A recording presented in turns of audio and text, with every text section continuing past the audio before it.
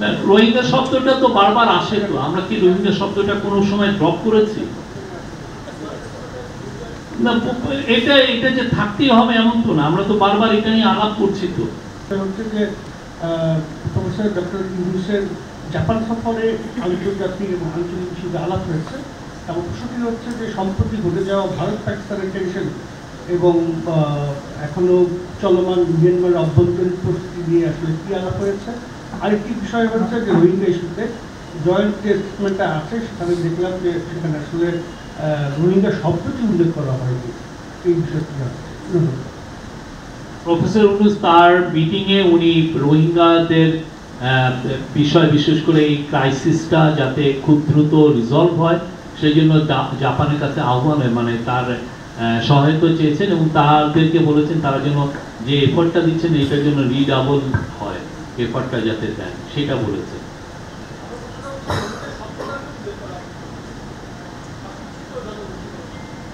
কাঠ ও পিভিসি ম্যাটেরিয়ালের সংমিশ্রণে তৈরি আধুনিক আরএফএল উডিডোর, কাঠের চেয়েও কঠোর। আর জাইকা চিফের সাথে ওইটা নিয়ে আলাপ হয়েছে এবং জাইকা চিফ বলেছেন যে যারা ইন্টারন্যাশনাল, যারা এই যে হিউম্যানিটেরিয়ান যে রেসপন্সের যে বিষয়গুলো আসে সেটাই তারাও এটার সাথে সংযুক্ত হতে চায় এবং তারা এটার সাথে পার্টিসিপেট করবে, তারাও আমাদের সাথে আছে। আর একটা প্রথম কোশ্চেন কি বললেন? ভারত পাকিস্তান ঘটে যাওয়া টেনশন এবং মিয়ানমারের অভ্যন্তরীণ পরিস্থিতি নিয়ে কি আলাদা? না, এটা তো আমাদের সাথে ওনাদের বায়োলেটারাল মিটিং হয়েছে, সেটা আমাদের সাথে ওনারা বলেছেন যে বাংলাদেশের এই বে অফ বেঙ্গল রিজিয়নে এবং এই পুরো ইন্দো প্যাসিফিকে বাংলাদেশের ইম্পর্টেন্সটা খুবই তারা হাইলাইট করেছেন, বলেছেন। যারা বলেছেন যে এটা মানে পিস অ্যান্ড স্ট্যাবিলিটি পুরো রিজনের জন্য বাংলাদেশের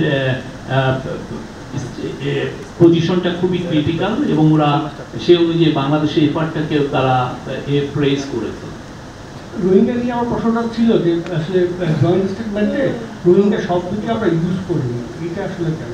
না, রোহিঙ্গা শব্দটা তো বারবার আসে, তো আমরা কি রোহিঙ্গা শব্দটা কোনো সময় ড্রপ করেছি? না, এটা যে থাকতেই হবে এমন তো না, আমরা তো বারবার এটা নিয়ে আলাপ করছি, তো সব সময় আলাপ করছি। তো প্রফেসর ইউনূস কি কোনো সময় আগের মতো দেখেছেন? আগের রেজিম তো এফডিএমএন বলতো সব সময়, রোহিঙ্গা শব্দ বলতে ওনাদের একটু কষ্ট হতো। উনি তো বারবার রোহিঙ্গা করছেন। আমি আপনাকে কত ভিডিও দেখাবো এটা নিয়ে উনি বলছেন রোহিঙ্গাদের সাথে যে উনি চিটাগাংয়ের ডায়ালগে কথা বলেছেন।